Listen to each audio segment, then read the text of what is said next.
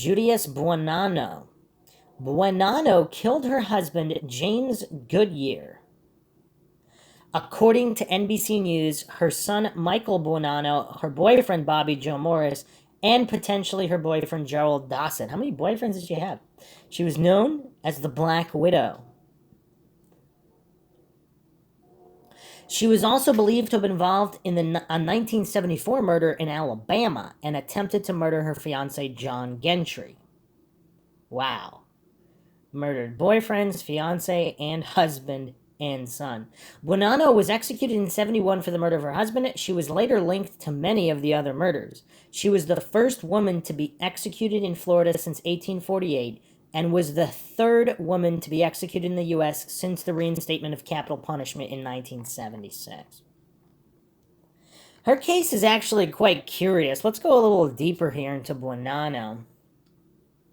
Buenaona also acknowledged having been responsible for the 1978 death of her boyfriend, Bobby Joe Morris, in Colorado.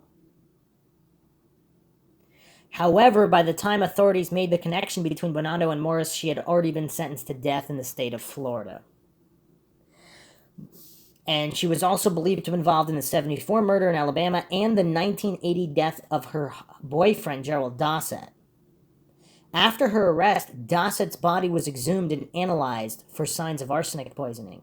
No charges were laid in that case. Early life, Judy Buenaona was born and raised in Texas, the third of 4 siblings. Her mother died when she was 4, and she was sent along with her baby brother Robert to live with her grandparents. After her father remarried, they moved to live with him in New Mexico.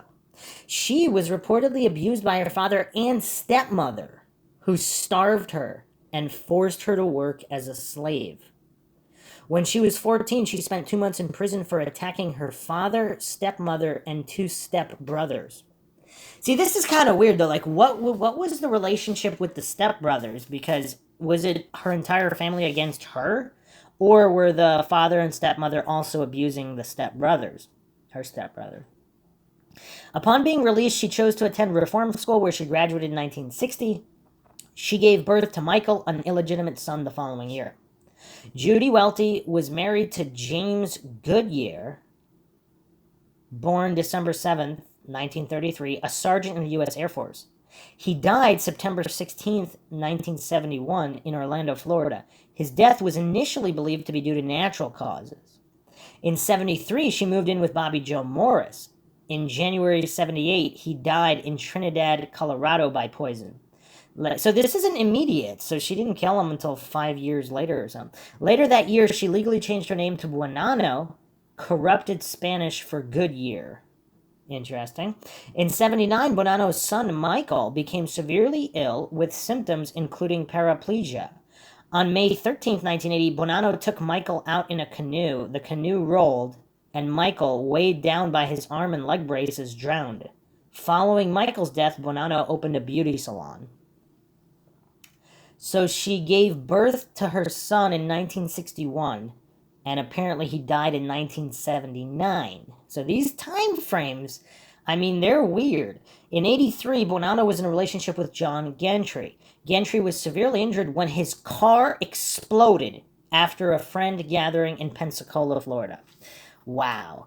While he was recovering from his injuries, police began to find several discrepancies in Buenaona's background. Further investigation revealed that in November 1982, she had begun telling her friends that Gentry was suffering from a terminal illness. So why the hell would she try to blow him up in a car? Wait, what? Vitamin pills, which Buenaona had been giving Gentry, contained arsenic and paraformaldehyde. Exhumations of Michael Goodyear, James Goodyear, and Bobby Joe Morris showed that all died of arsenic poisoning. Buenaona received substantial life insurance payouts after each death. So here's the thing, though. So she's slow burn poisoning all these people, and then so there's the canoe accident. So, okay, so how long had she been poisoning her son? There's no way she was poisoning her son since his birth, because would he survive that long? But at a certain point, whatever point that was, if she decided to start poisoning her son, and then what happened? It was taking too long? so she rolled a canoe with him? Or was that a genuine accident and maybe she didn't kill him? I mean, the MO here, like, okay, so it's a few different poisonings, a canoe roll, and then what? A car bomb? Like, what's going on here with Gentry? His car exploded.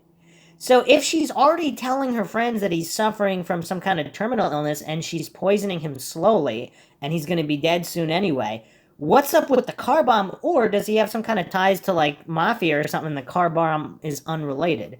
I mean, what are the chances here? Buonaona received substantial life insurance payouts after each death. So, okay, so she kills someone, she gets the life insurance, then when that money runs out, I guess she has to kill the next person. Is that why they're spaced out over the years? Conviction, imprisonment, and execution. In 1984, Buonaona was convicted for the murder of Michael and the attempted murder of Gentry. In 1985, she was convicted of the murder of James Goodyear. She received a 12-year sentence for the Gentry case, a life sentence for the Michael Buonaona case, and a death sentence for the James Goodyear cases. She was convicted of multiple counts of grand theft for insurance fraud and is thought to have committed multiple acts of arson, again, for purposes of insurance fraud. So she also burned down a bunch of places. She was incarcerated in Florida Department of Corrections, Broward Correctional Institute, death row for women.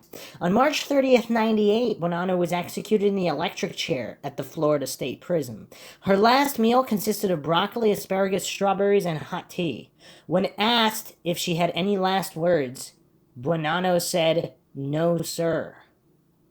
Buonaona's body was cremated after execution. So, wow. And she was known as the Black Widow. Very, very weird. That was the wiki. There's actually a few more details here on Buonaona on deadlywomen.fandom.com.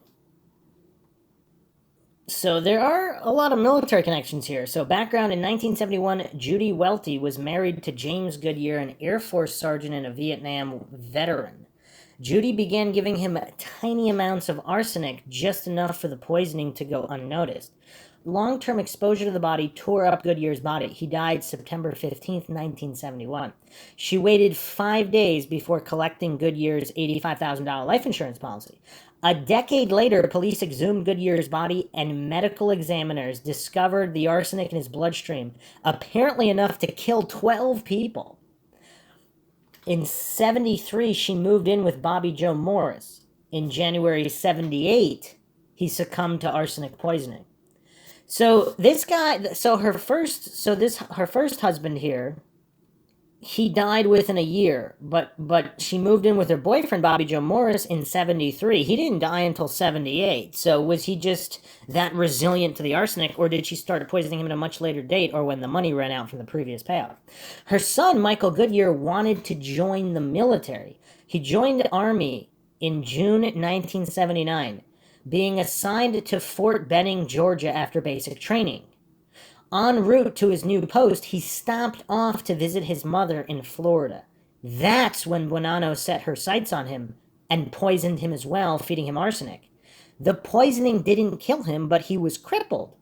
Army physicians found 7 times the normal level of arsenic in Michael's body, and there was little they could do to reverse his destructive action.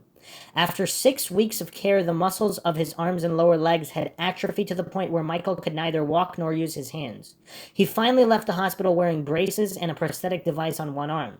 He was discharged from the Army and sent back into Judy's care. Judy had also taken life insurance policies on him. So, wow. So, apparently he was perfectly healthy in 79.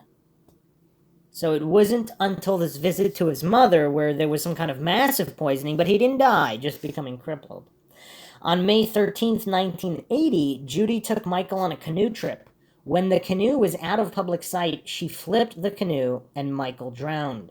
She hailed a fisherman. She didn't mention Michael until she got to shore and then asked for a beer. She collected a military life insurance policy and 2 private policies totaling $120,000. Wow, not only is that really messed up, but okay, so that's crazy. So she didn't even bother faking despair or freaking out that her son had flipped overboard in the canoe. She just asked for a beer. This is weird. On June 25th, 1983, in Pensacola, Florida, Judy told her fiancé, John Gentry, that she was pregnant, but she had been surgically sterilized in 1978. John was pleased and wanted to get champagne to celebrate. But when he started the car, a dynamite bomb she planted in the car exploded. John was seriously injured but survived. Okay, is this like a plot to some kind of Lifetime movie? Because all of a sudden she's doing car bombs. So she goes from poisonings to car bombs. I mean, that's an interesting jump there. I mean, that's weird. She also doesn't seem to be that great. I mean, there's the failed poisoning on her son, and then the failed car bomb here as well. Newscaster Sue Strawn was once a client at Buenaona's nail salon. She saw the news about the car bombing while at Judy's nail salon. Judy Buenaona was working on Strawn's nails. The entire salon became quiet as the news reported about the bombing. Judy didn't stop working, however. Okay, so she doesn't even pretend to be sad or shocked. So she's doing this. She's doing the newscaster's nails, and there's news about her boyfriend being in a car explosion with a car bomb, and she doesn't even stop, not even for a second. She just continues working on her nails. This is crazy. Police discovered that Judy had placed an insurance policy of $500,000 on John Gentry. So the policies just keep getting bigger and bigger. When they told Gentry this, he remembered that Judy had given him vitamins that made him sick. John provided police with several of the vitamin capsules Judy had given him. Analysis revealed that they contained paraformaldehyde, a class 3 poison with no known medical uses. Buenaona was found guilty on murder and first-degree theft. She was executed by electric chair March 30th, 98. She insisted to her death that she was innocent. Yeah, it's weird. Very, very weird.